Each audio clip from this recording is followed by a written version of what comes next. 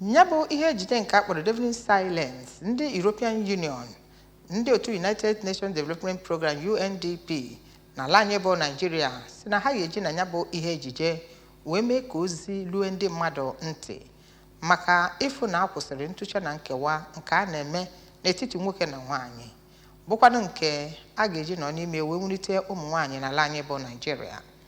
Nyabo amụma bụ nke a ga-esi na ya gọọmenti na ala anyị bụ Nigeria gbado akpa naanị wee fụ na ozi gasara ebe niile na nkwado ndị European Union na ndị United Nations Gender Action Point on Gender Equality nakwa iwulite ụmụ nwaanyị na ịchụ ịba nwaanyị ikwa iko n'ike, mmekpa a na-emekpa ụmụ nwaanyị nakwa ajọ ọnọdụ dịgasị iche iche.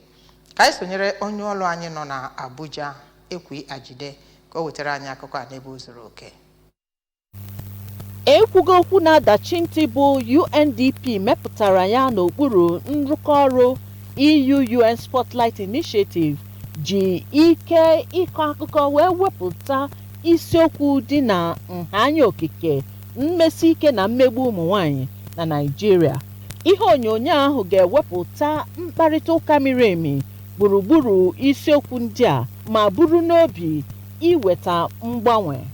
Ihe onyonyo a ga-ebulite mmata ma kpalite mmụọ ịlụso mmegbu ụmụ nwanyị ọgụ, kwalite otu ebe nhanya okike na mmelite ụmụ nwanyị nwere ụkpụrụ. N'okwu ya ka onye nnọchite EU na Nigeria na ECOWAS Samuela Isopi sịrị na nka bụ ngwaọrụ siri ike ijiri kwalite mgbanwe omume, lụsa imenye ihere ọgụ ma nye mmata n'ihe gbasara ụmụ omume na-adịghị mma n'obodo. Onye nnọchite obibi UNDP na Nigeria Elsie Atafua kọwara ekwughị okwu na-adachi ntị dịka mkparịta ụka zuru oke a ga-eji dụọ nkwanye na-abụchaghị eziokwu aka n'iru ma bute mgbanwe. Ihe onyonyo ahụ ekwughị okwu na-adachi ntị gbara ọkpụrụkpụ.